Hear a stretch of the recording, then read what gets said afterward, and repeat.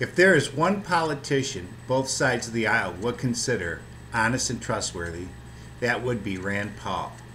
So let's listen what he had to say about the James Comey firing and the way the Democrats are reacting to it. Because he never said aloud these three words: there's no ties to any Russian collusion connection. It has to do with the election. Let's bring in Senator Rand Paul, who's obviously live there on the Hill. What's your reaction to all of this, Senator? You know, I think it couldn't happen soon enough. I'd lost confidence in Comey a long time ago. In fact, I never even voted for his confirmation because I doubted his ability to run the FBI. But I would say that most of America thought that he botched the Clinton email scandal. All the Democrats thought he said too much, and all the Republicans thought he didn't do enough. So he had the confidence of almost no one. Chuck Schumer said 6 months ago that he had lost confidence in him. But I thought it was especially telling that in the letter that the Assistant Attorney General sent, he said that Eric Holder said that Comey had violated long-standing Department of Justice procedures. And I think without question that's true. And I think he politicized something by making way too many statements to the press. So I think it is time for new leadership at the FBI. You just mentioned a moment ago that you had lost confidence in his ability to run the FBI, not taking into consideration the whole Hillary Clinton email scenario and stuff like that. In what way did he lose your confidence? Well, there were a couple of other episodes. One of the prominent episodes where I really didn't like their reaction or lack of action was in the Orlando killing. You remember the mass murder that happened down in Orlando? The killer went in to buy lots of ammunition and lots of Kevlar armor, and the gun store owner called the FBI. They kind of went and got out there, but they never looked at the footage, and they never presented any images of potential terrorists.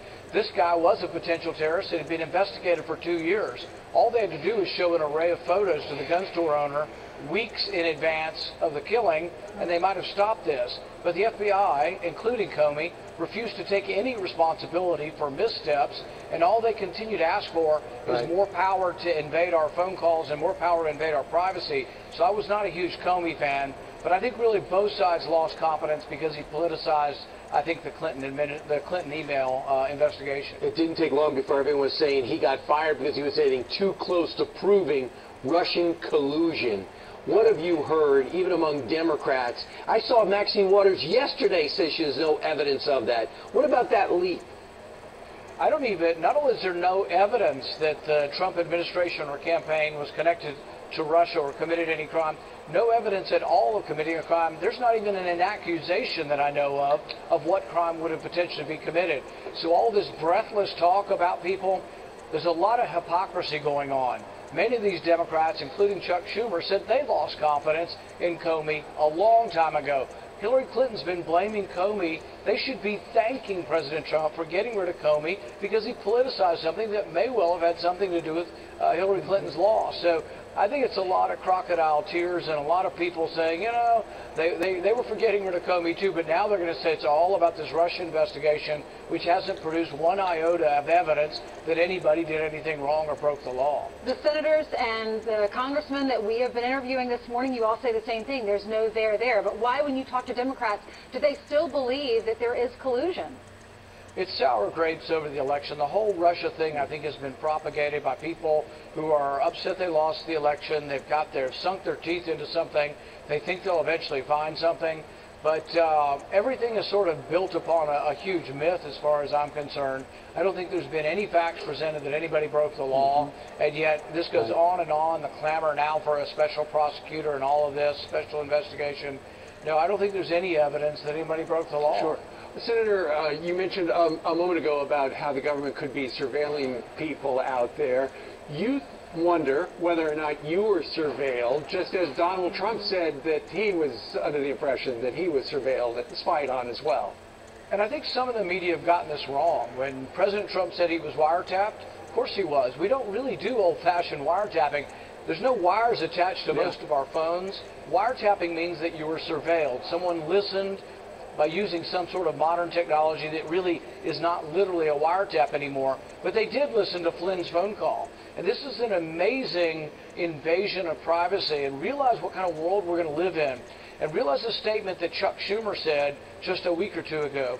He said, don't mess with our intelligence community because they'll get you 6 ways to Sunday if you do, and that Trump's making a big mistake here. But this is coming from one of the people, Schumer's one of the 8 people in Congress that know everything about intelligence. When he says that the president should be afraid of the intelligence community, that should make us all wake up, because what about the lesser mortals in this country if they decide they don't like us? What do you think could happen to us if they have that much power? And when you say you think you were surveilled, do you get a lead on that, or is that a gut feeling, or you just wonder?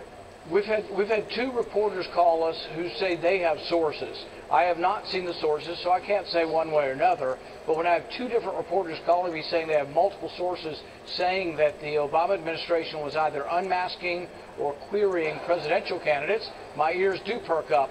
Not really for my sake, because I know I haven't done anything wrong, but really for the American public's sake, that if they're doing this to presidential candidates, they could sway presidential elections. Sure. See, we're worried about the Russians swaying an election. What about our own intelligence community being used by the previous administration to sway elections?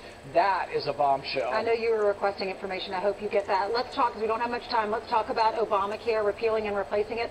What is it going to take to get you to vote yes for repealing and replacing in the Senate? One of the basic precepts of Obamacare was that the federal government got involved with buying insurance. I don't think the federal government should be in the business of buying insurance. The insurance companies made $6 billion a year in profit before Obamacare. They now make $15 billion a year. Oops. They want a bailout. All this talk of high-risk pools, this fancy, wonky talk about health care, it's basically a subsidy and a bailout for insurance companies. I'm not for bailing out rich companies with taxpayer dollars. There are other ways to fix it. One way I've tried to fix it and want to do is to expand the ability of individuals to leave the individual market and get into a big buying group. Like, what if the NRA could be a buying group? You know, what if credit unions could be a buying group? There's all kinds of ways we can fix this, but the House plan doesn't fix it. It puts a Band-Aid on it, but it's a hundreds of billions of dollar Band-Aid paid for by the taxpayer, and that's just not a conservative solution. Whatever you do, get to work. Don't just sit back. Get your hands dirty, Senator. We're trying to mix it up. All right. Thank you. Paul. Thank you.